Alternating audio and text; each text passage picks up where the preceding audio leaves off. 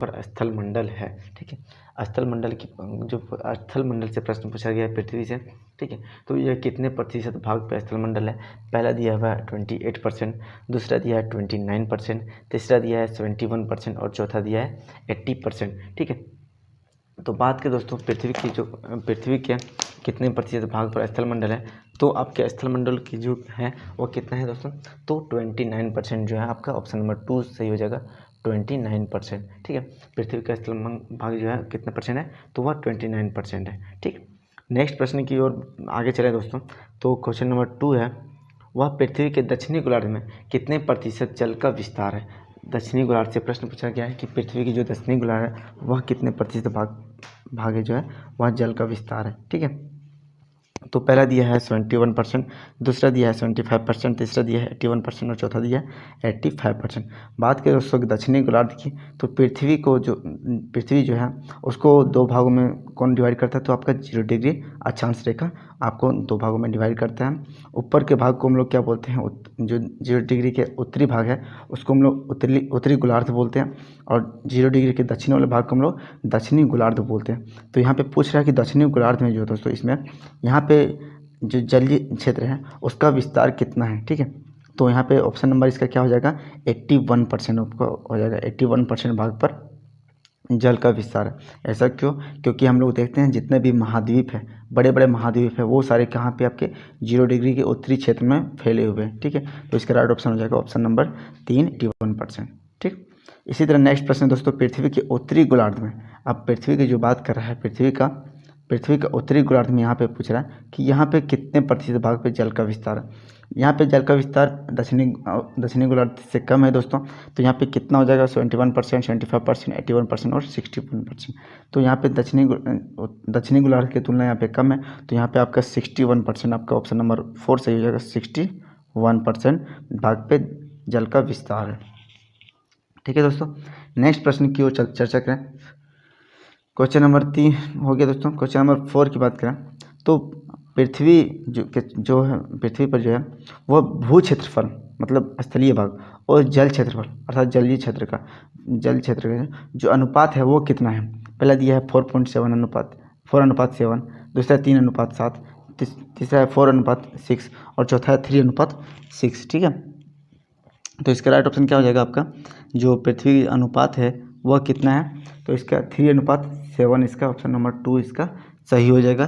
3:7 हो जाएगा। ठीक है, आगे बात करें दोस्तों नेक्स्ट प्रश्न की ओर हम लोग चलें। 3:7 के बाद नेक्स्ट प्रश्न की ओर चलें तो क्वेश्चन नंबर जो 5 है, निम्न में से कौन सा आग्नेय चट्टान का उदाहरण है? आग्नेय चट्टान का उदाहरण के बारे में प्रश्न पूछा जा रहा है कि इसमें से कौन सा आग्नेय चट्टान है। ठीक है, पहला दिया है संगमरमर, दूसरा दिया है ग्रेनाइट, तीसरा दिया है बलुआ पत्थर और चौथा दिया है चूना पत्थर। इनमें से आग्नेय चट्टान की बात की दोस्तों, जो पृथ्वी है, पृथ्वी पर जब ज्वालामुखी विस्फोट या दरारीय उद्भेदन के द्वारा पृथ्वी के आंतरिक भाग से जो लावा है वो बाहर आता है। ठीक है, और यहाँ पे फैल जाने के बाद जब ठंडा हो जाता है, ठीक है, ठंडा होने के बाद ये चट्टान जो है वह आपका जो है आग्नेय चट्टान का निर्माण होता है। ठीक है, पृथ्वी के आंतरिक भाग से जो लावा निकलता है, मैग्मा, ठीक है, लावा या मैग्मा जो निकलता है उससे ठंडा होने के बाद यह चट्टान का निर्माण होता है। इसको मूल चट्टान के नाम से भी हम लोग जानते हैं। ठीक है, आग्नेय चट्टान को मूल चट्टान के नाम से भी जाना जाता है। तो इसमें से आग्नेय चट्टान का उदाहरण कौन सा है दोस्तों? तो ऑप्शन नंबर 2 जो है ग्रेनाइट जो है वो आपका आग्नेय चट्टान का उदाहरण है। Question number 2, option number 2। ठीक है, क्वेश्चन नंबर 6 की बात करें दोस्तों, अब इसमें से कौन सा आग्नेय चट्टान का उदाहरण नहीं पूछा गया? ठीक है, उदाहरण नहीं है। पहला दिया है बेसाल्ट, दूसरा दिया है ग्रेनाइट, तीसरा दिया है बलुआ पत्थर और चौथा दिया है ग्रेब्रो। ठीक है, गेब्रो। तो इसमें आग्नेय चट्टान की बात की मैंने अभी, कौन सी चट्टान है तो आग्नेय चट्टान कहते हैं। ठीक है, तो इसमें से कौन सा जो है इससे नहीं है, यह नहीं है, तो ऑप्शन नंबर इसका 3 सही हो जाएगा। बलुआ पत्थर चट्टान यह आपका आग्नेय चट्टान नहीं है। ठीक है, बलुआ पत्थर जो है आग्नेय चट्टान नहीं है। यह किस प्रकार चट्टान है? तो बलुआ पत्थर जो है अवसादी चट्टान के रूप उदाहरण है। ठीक है, किस प्रकार चट्टान है? अवसादी चट्टान है। बाकी बात बेसाल्ट है आपका आग्नेय चट्टान का उदाहरण, ग्रेनाइट आपका आग्नेय चट्टान का उदाहरण और गेब्रो भी आपका आग्नेय चट्टान का उदाहरण है। क्वेश्चन नंबर 7 की बात करें दोस्तों कि क्या अवसादी चट्टान परतदार होती है? ठीक है, कथन और कारण में पूछा जाता है दोस्तों अवसादी चट्टान के बारे में और आग्नेय चट्टान के बारे में, तो इसमें पूछा भी जा चुका है। तो इसमें से कौन सा चट्टान जो है अवसादी चट्टान परतदार है या नहीं है, डायरेक्ट वो जवाब देना हाँ और ना में। तो ऑप्शन नंबर 1 दिया हाँ और दूसरा ना दिया। तो अवसादी चट्टान क्या होती है, आपकी परतदार चट्टान होती है। ऑप्शन नंबर हाँ सही हो जाएगा, ऑप्शन नंबर 1 सही हो जाएगा। अब बात करें दोस्तों, एक बार बात कर लें तो अवसादी चट्टान का निर्माण किस प्रकार से होता है। तो जो आग्नेय चट्टान है, ठीक है, आग्नेय चट्टान है उसके अपर्दन से, किससे, आग्नेय चट्टान के अपर्दन से, जो अपर्दन और निक्षेपण से जो चट्टान का निर्माण होता है उसको हम लोग आग्नेय अवसादी चट्टान के नाम से भी जाना जाता है। इसलिए अवसादी चट्टान परतदार होती है, क्योंकि आग्नेय चट्टान का जो है वह अपर्दन होते रहता है और अपर्दन के बाद जो अवसाद निकलता है वह किसी जगह पे जाके क्या होता है, परत दर परत जमा होते जाता है, जिससे ये चट्टान का निर्माण होता है। इसको अवसादी चट्टान के नाम से जानते हैं। ठीक है दोस्तों, आशा करता हूँ कि आपको समझ में आया होगा। आप लोग आपका राइट ऑप्शन जो भी प्रश्न हम ये आ रहे हैं सामने, उसके जो उत्तर सही उत्तर हो सकते हैं वो आप लोग कमेंट बॉक्स में पिन करते जाइएगा लाइव कमेंट में, ठीक है। और वीडियो के अंत में आप लोग बताएंगे दोस्तों कि कितने आपके प्रश्न सही हुए, ठीक है। नेक्स्ट प्रश्न की बात करें, क्वेश्चन नंबर 8 की, क्वेश्चन नंबर 8 की बात करें दोस्तों, अवसादी चट्टान का उदाहरण पूछा गया, ठीक है। यहाँ पे नेक्स्ट प्रश्न जो है वो अवसादी चट्टान का उदाहरण पूछा गया। पहला दिया है संगमरमर, दूसरा दिया है ग्रेनाइट, तीसरा दिया है बलुआ पत्थर, चौथा दिया है बेसाल्ट। तो अवसादी चट्टान का उदाहरण कौन सा है दोस्तों, तभी मैंने बताया था बलुआ पत्थर जो है आपका अवसादी चट्टान का उदाहरण है। बाकी बाद जो संगमरमर हो गया, ग्रेनाइट हो गया, बेसाल्ट हो गया, ये ग्रेनाइट और बेसाल्ट आपके किस प्रकार के उदाहरण है, तो आग्नेय चट्टान के उदाहरण है। संगमरमर आपके किस प्रकार के उदाहरण है, तो ये रूपांतरित या फिर कायांतरित चट्टान के उदाहरण है, ठीक है। नेक्स्ट प्रश्न है दोस्तों, बेसाल्ट चट्टान में किसकी मात्रा अधिक होती है। नेक्स्ट जो अगला प्रश्न है बेसाल्ट चट्टान से पूछा गया कि किसकी मात्रा इसमें अधिक होती है, ठीक है। पहला दिया है अवसाद, दूसरा दिया है बालू, या तीसरा दिया है चौथा, और चौथा में दिया है लोहा, ठीक है। अवसाद, बालू, चूना या फिर लोहा, बेसाल्ट चट्टान में किसकी मात्रा अधिक होती है, तो लोहा की मात्रा जो है बेसाल्ट चट्टान में अधिक होती है। ऑप्शन नंबर 4 इसका सही हो जाएगा। अब आगे बात करें दोस्तों, पृथ्वी के ऊपरी सतह को, ये ऊपरी भाग को क्या कहते हैं। पहला दिया है मेंटल, दूसरा है भूपरपट्टी, तीसरा दिया है भूपटल, ठीक है। तो इसमें से पृथ्वी के ऊपरी भाग को क्या कहा जाता है दोस्तों, माना देखते हैं दोस्तों, पृथ्वी के जो आंतरिक संरचना है, पृथ्वी को आंतरिक संरचना को अलग अलग भागों में बांटा गया, अलग अलग विद्वानों ने अलग अलग रूप से इसको डिवाइड किया है, ठीक है। पहला भाग अंदर में देखते हैं कोर के रूप में होता है, ठीक है। फिर दूसरा भाग यहाँ पे जो मेंटल के रूप में, और तीसरा दिया है यहाँ पे परपट्टी, ठीक है, क्रस्ट इसको बोलते हैं, यहाँ पे भूपर पट्टी बोलते हैं, ठीक है। तो ऊपरी भाग को क्या कहते हैं, भूपर पट्टी, मध्य में जो है मेंटल है, तीसरा आंतरिक भाग को यहाँ पे क्रोड बोलते हैं, ठीक है। तो इसको इस प्रकार से बांटा गया। और एक विद्वान है स्वेज नामक, तो उन्होंने जो है इसको अलग अलग रूप में बांटा। जैसे जिस परत में जिस प्रकार के खनिज, जिस प्रकार के तत्वों की विद्यमानता ज़्यादा थी, उसके नाम में उस प्रकार के चट्टानों के नाम के अनुसार उनका डिवीजन किया। जैसे सियाल इसको बोला गया, ठीक है, ऊपरी भाग को सियाल बोला गया। दूसरा जो सीमा बोला गया, SIA में, ठीक है। और तीसरा दिया है नीफे, NIFE, ठीक है। तो इस प्रकार से इसका डिवीजन किया, सियाल, सीमा, नीफे। मतलब ऊपर भाग में SI का अर्थात सिल्का और AL का अर्थात एल्युमिनियम। तो इसमें सिल्का और एल्युमिनियम की जो अत्यधिकता थी, जिसके कारण इसका नाम सियाल भी पड़ा। दूसरा है मेंटल के भाग जो है उसको सीमा बोला जाता है, ठीक है। सिल्का और मैग्नीशियम की मात्रा अधिक होने के कारण यहाँ पे सियाल बोला गया, ठीक है। और आंतरिक भाग में निकेल और फेरस, अर्थात लोहा की मात्रा जो है अत्यधिक थी, इसके कारण से आंतरिक भाग को नीफे कहा गया। तो इस विभाजन को भी हम लोग याद रखेंगे, ठीक है, सियाल, सीमा और नीफे। और उसके बाद फिर भूपर पट्टी, मेंटल और क्रोड के रूप में भी इसको याद रखेंगे, ठीक। और ऊपरी भाग को क्या कहते हैं, ऑप्शन नंबर 2 सही हो जाएगा यहाँ पे भूपर पट्टी, ठीक है। नेक्स्ट प्रश्न है दोस्तों, जेम्स जिन ने पृथ्वी को किसके समान बताया। अब जेम्स जिन एक विद्वान है, तो इन्होंने पृथ्वी को किसके समान बताया दोस्तों। पहला दिया है सेब, दूसरा है नाशपाती, तीसरा है नारंगी और चौथा दिया गेंद। तो इस प्रकार से चारों में से किसके समान बताया। हम लोग बचपन से पढ़ते आ रहे हैं दोस्तों, पृथ्वी जो है वह नारंगी के समान है। पृथ्वी को नारंगी के समान किसने बताया था दोस्तों, तो ये जेम्स जिन महोदय ने पृथ्वी को नारंगी के समान बताया, ठीक है। क्वेश्चन नंबर 12 की बात है दोस्तों, भूपर पट्टी की औसत मोटाई कितनी है। भूपर पट्टी जो है औसत मोटाई कितनी है। पहला दिया 55 किलोमीटर, दूसरा 35 किलोमीटर, तीसरा 40 किलोमीटर, चौथा है 45 किलोमीटर। ठीक है, तो पृथ्वी का भी मैंने बात किया, भूपर पट्टी की पूछ रहा है, तो अभी मैंने इसको डिवीजन किया था दोस्तों। तो पृथ्वी के जो स्थलीय भाग है और जलीय भाग में भूपर पट्टी की जो मोटाई है वो अलग अलग मानी जाती है।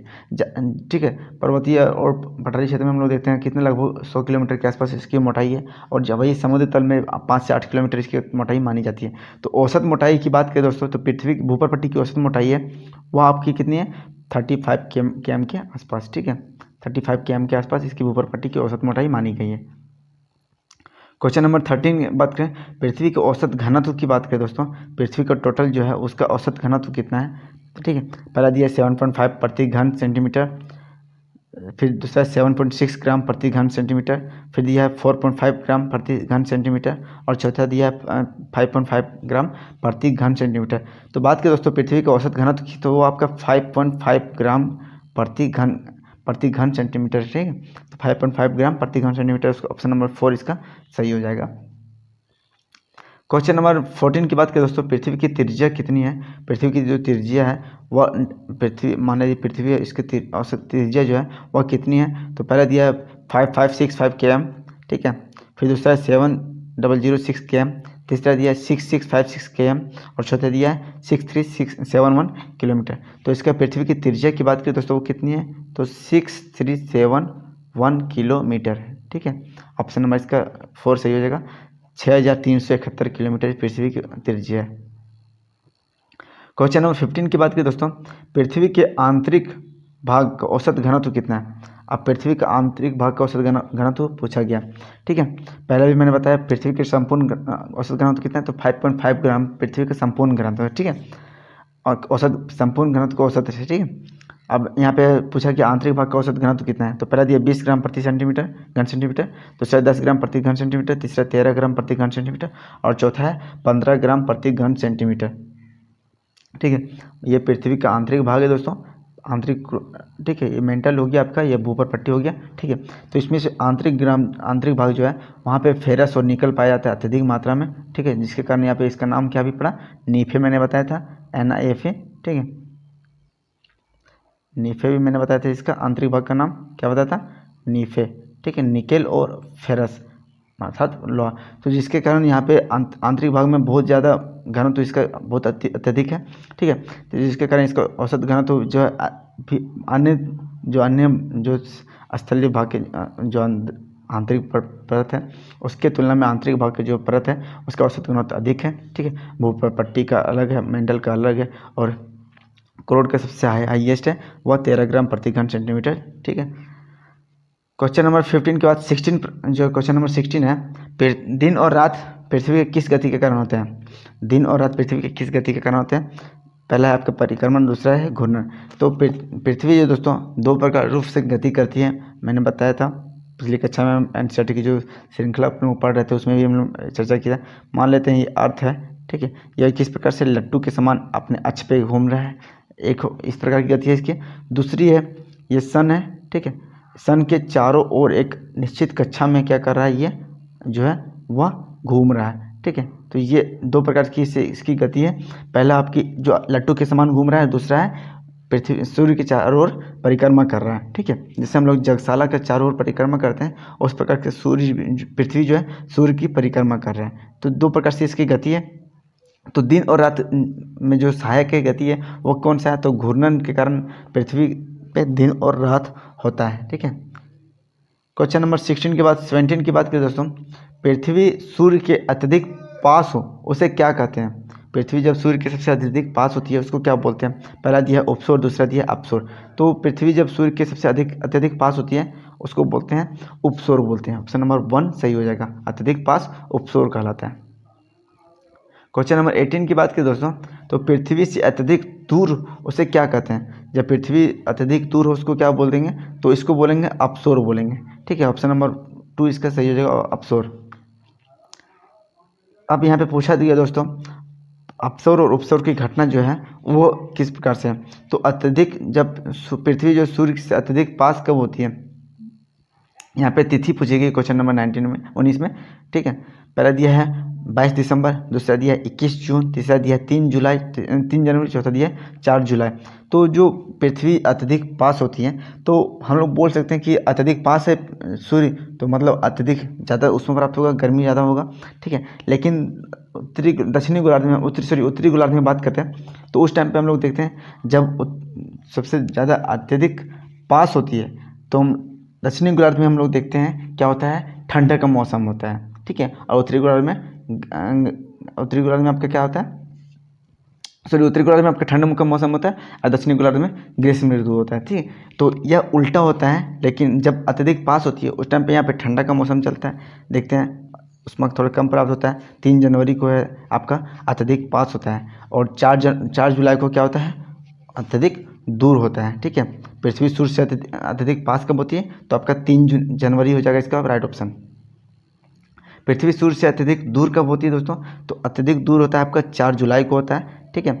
इस घटना को नाम से भी पूछा जा सकता है आपको कि उपसौर की घटना कब होगी, उपसौर की घटना कब होगी, ठीक है। और अपसौर की घटना कब होगी, अपसौर की घटना की तिथि पूछा जा सकता है। तो उपसौर मतलब जब सूर्य सबसे नज़दीक है तो सबसे नज़दीक 4 जुलाई, ठीक है, JULY 4 जुलाई, ठीक। और अपसौर की घटना कब होगी, अपसौर की घटना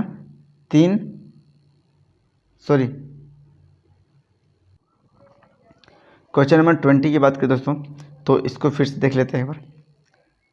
क्वेश्चन नंबर 20 की बात करें दोस्तों तो पृथ्वी सूर्य से अत्यधिक दूर कब होगी, अत्यधिक दूर के पूछ रहा है। तो पहला दिया 22 दिसंबर, दूसरा दिया 21 जून, तीसरा दिया 3 जनवरी और चौथा 4 जुलाई।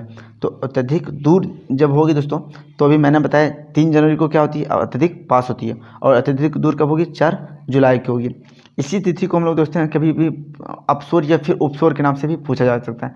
तो दूर जो है दोस्तों वह होगा अपसौर कहलाएगा, ठीक, अपसौर कहलाएगा, मैंने बताया था, ठीक है। पिछले क्वेश्चन में अपसौर कहलाएगा, दूर को अपसौर बोलेंगे, या तिथि क्या होगा 4 जुलाई, ठीक है। उपसौर क्या होता है, जब सूर्य नज़दीक होता है, तो नज़दीक कब होगा, 3 जनवरी, ठीक है। तो इस प्रकार से आपका प्रश्न देख लेंगे, ठीक है, याद रखेंगे। अपसौर और उपसौर की घटना में बहुत सारे कन्फ्यूजन होती है, ठीक। क्वेश्चन नंबर 21 की बात करें दोस्तों, अब यहाँ पे स्टेटमेंट से प्रश्न पूछा गया है, ठीक है। तो भूगोल पृथ्वी की झलक को स्वर्ग में देखने वाला आभमय विज्ञान है, यह कथन किसका है। तो जो महत्वपूर्ण विज्ञान भूगोलवेता है तो उसके प्रश्न जो स्टेटमेंट्स हैं, महत्वपूर्ण स्टेटमेंट्स भूगोल को लेकर के या फिर अन्य सब्जेक्ट्स को लेकर के, तो इससे भी प्रश्न हमेशा पूछे जाते हैं दोस्तों। जो NCERT में जो दिए गए हैं उससे भी प्रश्न पूछे जाते हैं। तो इसमें से टेलर है, दूसरा कांट, तीसरा टोल्मी, चौथा है हेकेटियस। तो भूगोल को पृथ्वी की झलक को स्वर्ग में देखने वाला आभमय विज्ञान, यह कथन किसका था। तो ऑप्शन नंबर 3 सही हो जाएगा। टोल्मी महोदय ने ये कथन कहा था, ठीक है, यह कथन उनका टोल्मी महोदय का। ऑप्शन नंबर 22 की बात करें दोस्तों, यह भी आपका स्टेटमेंट से प्रश्न पूछा गया है, ठीक है। तो इसमें पूछा गया है भूगोल वह विज्ञान है जिसमें पृथ्वी के उस भाग का अध्ययन किया जाता है जो मानव का घर है, मतलब मानव का घर बता करके अध्ययन किया जाता है। तो यह कथन किसने कहा था, पहला दिया टेलर, दूसरा कांट, तीसरा टोल्मी, चौथा हेकेटियस। तो यह भी आपका महत्वपूर्ण प्रश्न है, एग्जाम से पूछे जाते हैं। तो भूगोल वह विज्ञान है जिसमें पृथ्वी के उस भाग का अध्ययन किया जाता है जो मानव का घर है, यह कथन किसका था, तो कांट महोदय का था। किसका था, कांट महोदय का। ऑप्शन नंबर 2 इसका सही हो जाएगा, कांट महोदय। क्वेश्चन नंबर 23 की बात करें दोस्तों, परिवर्तनशील पृथ्वी व क्रियाशील मानव के बीच अंतर संबंध को क्या कहते हैं, यह कथन किसका था। तो परिवर्तनशील पृथ्वी और क्रियाशील मानव के बीच के अंतर संबंध को अध्ययन करते हैं भूगोल कहलाता है, यह कथन था किसका था, पहला टेलर, दूसरा कुमारी सैम्पुल, तीसरा टोल्मी और चौथा हेकेटियस। तो ऑप्शन नंबर 2 सही हो जाएगा इसका, कुमारी सैम्पुल, ठीक है। ऑप्शन नंबर 2 सही हो जाएगा, कुमारी सैम्पुल इसका राइट ऑप्शन हो जाएगा 23 का। अब भूगोल के जनक किसे कहा जाता है दोस्तों, भूगोल के जनक किसे कहा गया। तो पहला दिया टेलर, दूसरा मोंकहाउस, तीसरा टोल्मी, चौथा है एरिटोस्थनीज। तो भूगोल के जनक कहा जाता है किसको कहा जाता है, फादर ऑफ ज्योग्राफी, एरिटोस्थनीज को फादर ऑफ ज्योग्राफी कहा जाता है। एग्जाम्स में हमेशा प्रश्न पूछा जाता है और याद रखने वाला प्रश्न है दोस्तों, फादर ऑफ ज्योग्राफी किसे कहते हैं। फिर अदर सब्जेक्ट्स के फादर ऑफ हिस्ट्री हो गया, फादर ऑफ इकोनॉमिक्स हो गया, फादर ऑफ पॉलिटिकल साइंस, इस तरह से प्रश्न पूछे जाते हैं, तो उसको याद रखेंगे, ठीक है। भूगोल के जनक को हम लोग इरेटोस्थनीज को भूगोल के जनक, फादर ऑफ ज्योग्राफी को कहा जाता है। ठीक है, यहाँ पे दोस्तों कुमारी सैंपल जो मैंने बताया भी, यहाँ पे कुमारी सैंपल कौन है, तो कुमारी सैंपल जो है इरेटोस्थनीज के शिष्य है। ठीक है, सॉरी रेडजेल की शिष्या थी। ठीक है, क्वेश्चन है 25 की बात करें दोस्तों, ज्योग्राफी शब्द का सर्वप्रथम प्रयोग किसने किया था, तो ज्योग्राफी शब्द का सर्वप्रथम प्रयोग टेलर दिया है, इरेटोस्थनीज दिया, टॉलमी और हेकेटियस। तो ज्योग्राफी शब्द का सर्वप्रथम प्रयोग जो है वो आपका इरेटोस्थनीज ने किया था, इन्हें ही फादर ऑफ ज्योग्राफी भी कहा जाता है। ऑप्शन नंबर 2 इसका सही हो जाएगा, इरेटोस्थनीज। क्वेश्चन नंबर 26 है दोस्तों, ब्रह्मांड के निरंतर विस्तारन को बताने में किसका योगदान उल्लेखनीय है, या बताने नहीं बताने की में किसका योगदान जो है उल्लेखनीय है। तो ब्रह्मांड जो है वो क्या हो रहा है, धीरे धीरे फैल रहा है। यह जो विस्तारन है इसको किसने उल्लेख किया, तो इसको बताने में किसका उल्लेखनीय योगदान है। पहला दिया एडविन हब्बल, दूसरा कांट, तीसरा टॉलमी और चौथा हेकेटियस। तो एडविन हब्बल है दोस्तों, या इन्होंने जो ब्रह्मांड के विस्तारन को है वह बताने में उल्लेखनीय योगदान दिया अपना। ठीक है, तो एडविन हब्बल ने दोस्तों इसने किसकी खोज की थी, तो हब्बल टेलीस्कोप की खोज किसने की थी, तो एडविन हब्बल ने की थी। ठीक है, तो ऑप्शन नंबर इसका 1 सही हो जाएगा। एग्जाम में ये भी पूछा जा सकता है, जो है हब्बल टेलीस्कोप किसने खोज की, तो वो एडविन हब्बल हो जाएगा। 27 की बात करें दोस्तों, पृथ्वी की कितनी गतियाँ हैं, पृथ्वी कितने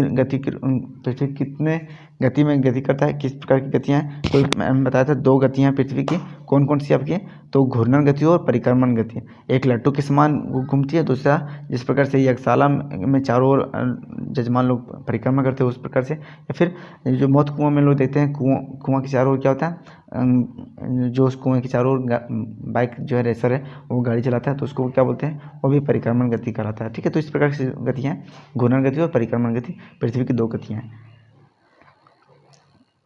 क्वेश्चन नंबर 28 है दोस्तों, सौर ज्वाला जो है उसको उत्तरी ध्रुव पे क्या कहा जाता है, सौर ज्वाला को उत्तरी ध्रुव पर क्या कहा जाता है। पहला दिया ऑरोरा ऑस्ट्रेलियस, दूसरा ऑरोरा बोरियलिस। तो उत्तरी ध्रुव पे दोस्तों क्या कहा जाता है, ऑरोरा बोरियलिस कहा जाता है, और दक्षिणी ध्रुव पे आपको ऑरोरा ऑस्ट्रेलियस कहा जाता है। ठीक है, इसे ऑस्ट्रेलियस और बोरियलिस से हम लोग जान सकते हैं, ऑस्ट्रेलियस ऑस्ट्रेलिया क्षेत्र मतलब दक्षिणी क्षेत्र, और बोरियलिस उत्तरी ध्रुव की ओर कहा जाता है। ठीक है, सौर ज्वाला को। नेक्स्ट प्रश्न है दोस्तों 29 में, टूटता हुआ तारा का संबंध किससे है, टूटता हुआ जो तारा है उसका संबंध किससे है। पहला दिया मंदाकिनी, दूसरा निहारिका, तीसरा आकाशगंगा और चौथा है उल्का पिंड। तो टूटता हुआ तारा को हम लोग देखते हैं उल्का पिंड भी कहते हैं। ठीक है, ऑप्शन नंबर इसका 2 सही होगा, उल्का। या क्षुद्र ग्रह जो क्षुद्र पट्टी है वहाँ से टूटता है। ठीक है, या इसे ग्रह का टूटा हुआ भी भाग भी माना जाता है। तो क्षुद्र पट्टी कहाँ पे है, तो मंगल ग्रह और बृहस्पति ग्रह के बीच में क्षुद्र पट्टी है। ठीक है, क्वेश्चन नंबर 30 है दोस्तों, आकाशीय पिंड के अध्ययन को क्या कहा जाता है, आकाशीय पिंड जो है उसका अध्ययन को क्या कहते हैं। पहला दिया भू आकृतिक भूगोल, दूसरा भौतिकी भूगोल, तीसरा खगोल शास्त्र और चौथा भूगर्भ शास्त्र। तो आकाशीय पिंडों के अध्ययन को हम लोग क्या कहते हैं दोस्तों, तो आकाशीय पिंडों के अध्ययन को हम लोग खगोल शास्त्र के नाम से जाना जाता है। ऑप्शन नंबर 3 इसका सही हो जाएगा।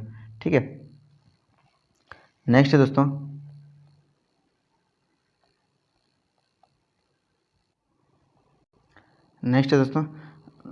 इतने ही प्रश्न दोस्तों, 30 प्रश्न आज में हम लोगों ने भूगोल के महत्वपूर्ण प्रश्नों में 30 प्रश्नों को देखा दोस्तों।